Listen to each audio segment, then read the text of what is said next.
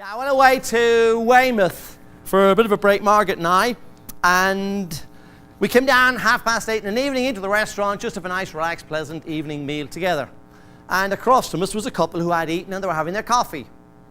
And he was sitting with his arms folded, scowl on his face, looking angrily into the ground. She was sitting with her back to him, smoking a cigarette and blowing the cigarette smoke aggressively up into the air. And behind the menu cards, Margaret and I gave each other a quick look and said, they've had a pleasant meal. And the next thing she says to him, and it was a public place, that's always been your problem. You click your fingers and expect people to jump to attention. Nobody not even the children like you. It wasn't as loud as that, yes? And as I stuck my head deeper into the menu, but the ears got bigger, he says back to her, nag, nag, nag, woman, you're getting more like your mother. I don't know why I ever married you. God knows what I ordered that night. But out of the corner of my eye, I saw her get the remains of her coffee. There wasn't much in it, and she just dumped it on his lap. And he grabbed her wrist and through clenched teeth said, don't you ever do that again, woman. And eventually released his grip. They sat back to back in that awful, angry silence.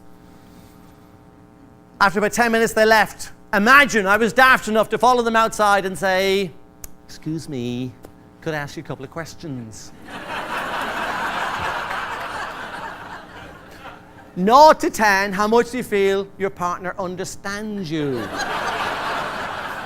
The answer is likely to be 0, isn't it? 0 to 10, how much do you feel your partner is willing to meet your needs? The answer is likely to be 0.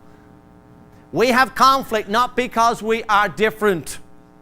We have conflict because we don't communicate, I'm trying to understand you, or I'm willing to meet your needs. Do not blame difference for your conflict. Conflict is not inevitable. Tolerating conflict does not make good business sense. It eats into time, morale, and profits. So however we manage differences, and I know there's been some work done on that over these few days, but if you want that rapport, if you want worth being created, it's about communicating to the other person, I'm trying to understand you and beginning to meet your needs. So it looks like we're on this continuum. And what moves us down to those two factors, meeting my needs and understanding me. If they're low, you're in conflict. And if they're high, we have rapport. And I think it's a great question. If you want to check out your relationships, and I'm really encouraging you to do that. This is really all my work. I'm really just creating the argument. You need to talk to each other. But it's not a question of being honest. It is a question of being honest skillfully. There's a world of difference.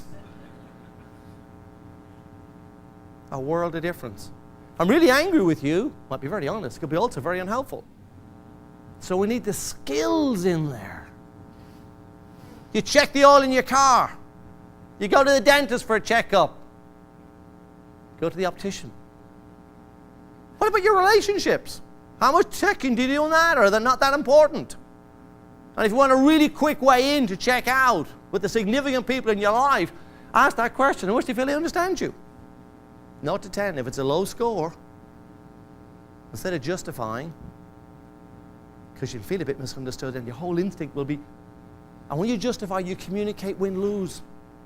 When you justify, you communicate win-lose. You may not have a win-lose mindset, but that's what you're likely to be communicating. The other person does not feel you're willing to meet their needs. Never argue with perception. Never argue with perception. If there's only one thing you remember from your time with me, make it that. When you argue with perception, you disconnect from the other person. When you disconnect, you lose rapport. Your ability to influence the situation now goes. So ask the question, if it's a low score, what do I need to be doing so you knew I understood you more? And the second question, how much do you feel I'm willing to meet your needs? And again, if it is a low score, ask that second what question. What do I need to be doing to get the score up?